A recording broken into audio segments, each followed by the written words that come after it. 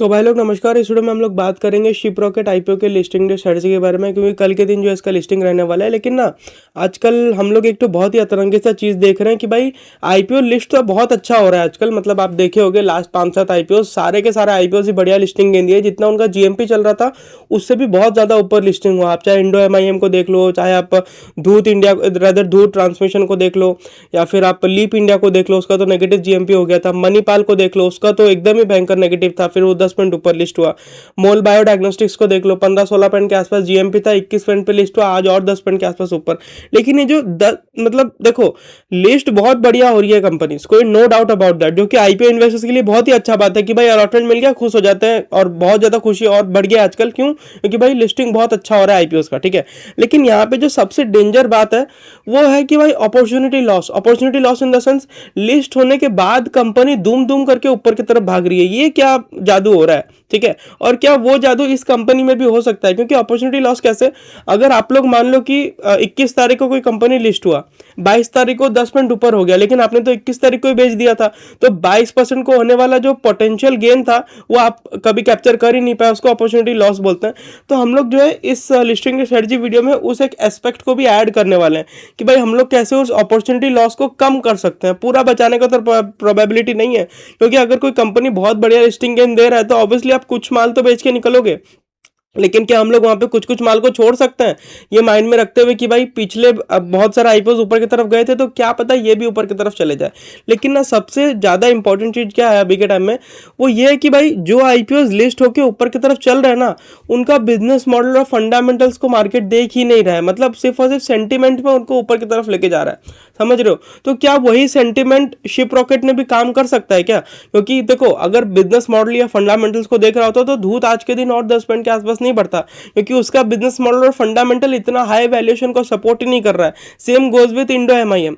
तो क्या ship rocket में भी ऐसा ही कुछ मैजिक हो सकता है क्या? क्या इसके बिजनेस मॉडल और फंडामेंटल्स को भी मार्केट अवॉइड करके इसको ऊपर की तरफ लेके जा सकता है क्या? इस बारे में भी हम लोग डिस्कशन करने वाले हैं। बट सबसे पहले अगर हम लोग इसका जीएमपी देख लें तो जिस वक्त मैं इस वीडियो को रिकॉर्ड कर रहा हूँ 37.11 पॉइंट का चल रहा है, ठीक है। अब बात करते हैं कि भाई फंडामेंटल्स के हिसाब से कंपनी कैसी है। तो देखो सबसे पहले बिजनेस मॉडल समझाता हूं, उसके बाद आपको फंडामेंटल का खुद ही थोड़ा बहुत क्लैरिटी आ जाएगा, ठीक है। बिजनेस मॉडल क्या है? जोमेटो जैसा बिजनेस है। जोमेटो क्या करता है? आपके घर में सामान पहुंचाता है, यानी कि डिलीवरी पार्टनर को और रेस्टोरेंट को एक साथ जोड़ता है और बीच में अपना कुछ कमीशन वगैरह काटता है और आपके घर तक सामान पहुंचाता है। आप अगर उसका रेवेन्यू देखोगे तो बहुत ज्यादा है, लगभग 60-70 हजार करोड़ का वो उसका रेवेन्यू दिखा रहा है। कैसे दिखा पा रहा है? क्योंकि भाई वो जितना आपसे पैसा कलेक्ट करता है ना, वो पूरा का पूरा अपने रेवेन्यू में उसको ऐड कर लेता है। अपने रेवेन्यू में ऐड करने के बाद एक्सपेंसेस में वो क्या करता है, वो रेस्टोरेंट को पैसा देता है जितना रेस्टोरेंट को देना चाहिए, और थोड़ा बहुत पैसा जो डिलीवरी वालों को दे देता है। समझ पा रहे बात को? तो नेट उसके बाद 2-3 पॉइंट का स्प्रेड बचता है, जो कि उसका प्रॉफिट होता है। आप यहाँ पे जोमेटो को देख सकते हो। जोमेटो का जो रेवेन्यू है आपको 60-70 हजार करोड़ के आसपास का दिखेगा, जहां तक मेरे को ध्यान पड़ता है लास्ट जब मैं उसको देखा था।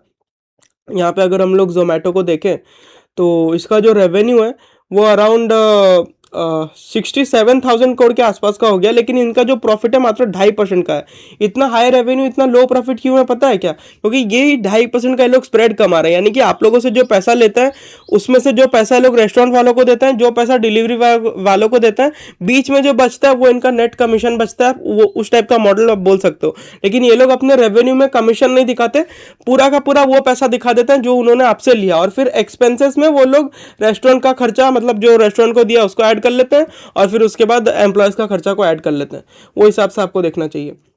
एंड बाकी अगर हम लोग देखें शिप रॉकेट का मॉडल भी एग्जैक्टली सेम है, बट शिप रॉकेट असल में फूड डिलीवरी नहीं करता है। शिप रॉकेट क्या करता है, मान लो कि आप अपना सामान बेचते हो, कोई सा छोटा मोटा, मान लो कि प्लास्टिक का बॉटल का दुकान है आपका, या फिर कोई भी छोटा मोटा आप सामान बेचते हो और आप अपने आपको ऑनलाइन लिस्ट करवा रखे हो, या इवन अगर आप ऑफलाइन प्रेजेंस रखते हो और बहुत ज्यादा आपका ऑर्डर्स आता है, तो आप लोग ना शिप रॉकेट को कॉन्टैक्ट करते हो कि भाई तू मेरे को सबसे बढ़िया डिलीवरी मैन ला के दे, जो कि सही रेट में सही टाइम में माल लोगों तक पहुंचा दे, ठीक है। तो शिप रॉकेट क्या करता है, आपको डिलीवरी वालों से कॉन्टैक्ट करवा देता है, दैट्स इट, सिंपल सा बात है। लेकिन आपको ये लोग डायरेक्ट कांटेक्ट नहीं करवाते हैं, असल में आप लोग अपना माल शिप रॉकेट वालों को ही देते हो। शिप रॉकेट वाले फिर डिसाइड करते हैं कि भाई हम लोग को किस डिलीवरी वाले को अपना माल देना चाहिए। तो बेसिकली ये लोग क्या करते हैं ना, इन लोग का भी अगर आप प्रॉफिट देखोगे तो असल में कंपनी लॉस मेकिंग है। अगर हम लोग शिप रॉकेट का बात करें, शिप रॉकेट को अगर आप फंडामेंटली देखोगे तो कंपनी हर एक एस्पेक्ट से लॉस मेकिंग है। एबिटा हिसाब से भी लॉस है, प्रॉफिट आफ्टर टैक्स हिसाब से भी लॉस है। तो ये लॉस क्यों है? क्योंकि कंपनी ये जो 2000 करोड़ का रेवेन्यू दिखा रही है ना, 2077 करोड़ का, इसमें इसमें से ये लोग जो अपने डिलीवरी पार्टनर्स को पैसा देते हैं और जो अपने एम्प्लॉयज वगैरह के ऊपर खर्चा करते हैं, उसके बाद इन लोग के पास कुछ स्प्रेड बचता ही नहीं है। जैसे कि मैं आपको जोमेटो का बताया, जोमेटो क्योंकि इतना बड़ा लेवल में काम कर रहा है, तो उसने किसी ना किसी तरीके से फिगर आउट कर लिया है कि भाई मैं किस तरीके से पैसा कमा सकता हूं। तो इतना बड़ा रेवेन्यू में भी कंपनी मात्र 2.5% का ही प्रॉफिट कर पा रहा है। समझ रहे हो कितना रिस्की काम है ये? इतना कम प्रॉफिट, अगर थोड़ा सा भी कुछ भी वैल्यू चेन में हल्का सा भी गड़बड़ी हुआ तो जोमेटो का पैंट खुल जाएगा। तो शिप रॉकेट अपने वैल्यू चेन को अभी एनालाइज कर रहा है, अभी थोड़ा डिग इन करना है कि भाई कि मैं किस तरीके से प्रॉफिटेबल हो सकता हूं। क्योंकि हम लोग यहाँ पे क्लियरली देख सकते हैं कि भाई 2024 में 500 करोड़ का लॉस था, जो कि 25 में घट के 17 करोड़ का हुआ। अभी के टाइम में ये लॉस मात्र 16 करोड़ का रह गया है। तो कंपनी का लॉस धीरे धीरे घट रहा है और ऐसा लगता है कि अगर इसी ट्रेजेक्ट्री में रही कंपनी तो 4-5-6 क्वार्टर्स के अंदर कंपनी ठीक ठाक प्रॉफिट दिखाने लगेगी। वही 1-1.5% के आसपास का थ्रेड इन लोग स्प्रेड जो है इन लोग का भी आ जाएगा। ठीक है, तो आई होप आप लोग को इनका बिजनेस मॉडल समझोगे। असल में ये लोग सामान का डिलीवरी करते हैं B2B मॉडल में। समझ पा रहे हो बात को? मतलब ये लोग जो है आपसे सामान लेंगे और आप इन लोग को पैसा दोगे, उसके बदले ये लोग सही डिलीवरी पार्टनर खोज के उन लोग को सामान दे देंगे और वो डिलीवरी पार्टनर जो है शिप रॉकेट के कहने के ऊपर आपका सामान डिलीवर कर देंगे जहां पे आपको डिलीवर करवाना है। तो ये लोग आपका दिया हुआ सारा का सारा पैसा को अपने रेवेन्यू में ऐड कर देते हैं। फिर उस रेवेन्यू में ऐड करने के बाद एक्सपेंसेस में ये लोग डिलीवरी पार्टनर को कमीशन देते हैं और अपना एम्प्लॉय कॉस्ट वगैरह, मतलब जो सैलरीज वगैरह इनको देना पड़ता है एम्प्लॉयज को, वो सब काटता है। ठीक है, तो वो सब काटने के बाद कंपनी का नेट प्रॉफिट नेगेटिव हो जा रहा है। कंपनी का लोन का प्रेशर बहुत कम है, जो कि मेरे को पॉजिटिव साइन लगता है। और कंपनी अभी जो आईपीओ का पैसा उठाई है, इसमें फ्रेश इशू लगभग 885 करोड़ का रहने वाला है, जिसका अगर हम लोग यूज केस का बात करें तो कंपनी यहाँ पे कुछ अपना केपेक्स भी करने वाला है, इमर्जिंग बिजनेस वगैरह में मार्केटिंग वगैरह करेगा। और साथ साथ अगर आप देखोगे तो बढ़िया है, केपेक्स वगैरह कर रहा है कंपनी, ठीक है, एकदम बढ़िया लग रहा है। और इस आईपीओ के बाद कंपनी डेट फ्री भी हो जाएगा।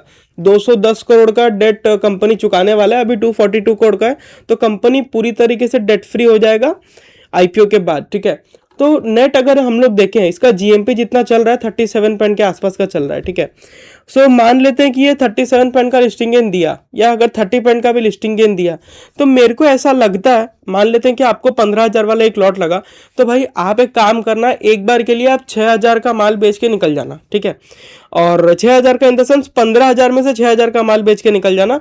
मतलब कितना परसेंट हुआ? अराउंड 40% हुआ शायद से।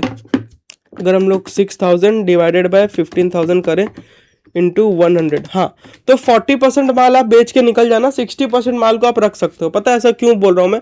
क्योंकि भाई इसका लेटेस्ट जीएमपी जिस हिसाब से चल रहा है 37 के आसपास है।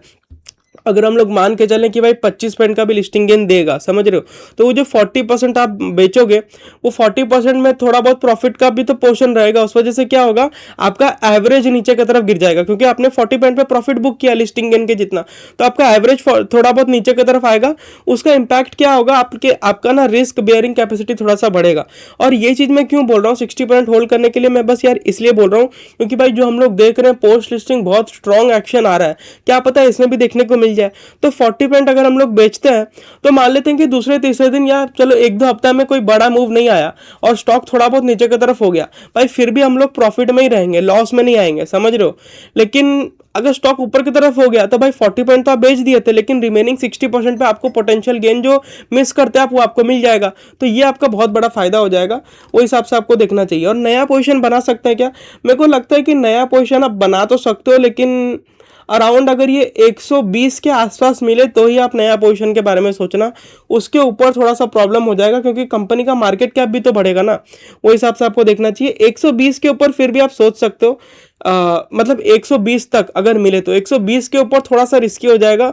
अब 125 तक भी नया पोजीशन के लिए देख सकते हो, लेकिन स्टॉप लॉस डाल के काम करना है 115 का। अगर मैं आपके जगह होता तो यही करता, और इसी उम्मीद से करता कि भाई क्या पता दूसरे कंपनीज के जैसे ये भी ऊपर की तरफ मूव कर जाए, क्योंकि भाई सेंटीमेंट इसके अराउंड भी बहुत पॉजिटिव है। और जैसा कि मैं आपको बोला, लास्ट 4-5 आईपीओ सिर्फ सेंटीमेंट के बेस पे ऊपर की तरफ चले, तो क्या पता वो पॉजिटिव सेंटीमेंट यहाँ पे भी काम करे। तो मेरा लिस्टिंग का स्ट्रेटेजी यही रहने वाला है। मेरे को इसमें एक लॉट का अलॉटमेंट मिला है, अगर ये ये 120 या 125 के नीचे लिस्ट हुआ तो मैं थोड़ा बहुत नया पोजीशन इसमें बनाऊंगा with the stop loss of 115 rupees, यानी कि अराउंड 5-7 पॉइंट के आसपास का स्टॉप लॉस ये बनता है, ठीक है। और मैं एक लॉट जो मेरे को अलॉटमेंट मिला उसमें तो 40 पॉइंट बेच दूंगा, 60% में रखूंगा जो कि मैं पोटेंशियल गेन को ऊपर की तरफ राइड करूंगा, ठीक है। तो बस इतना ही रखते हैं इस वीडियो में। आई होप आप लोग को वीडियो पसंद आया होगा। फिर मुलाकात होगी अगले वीडियो में, तब तक के लिए नमस्कार।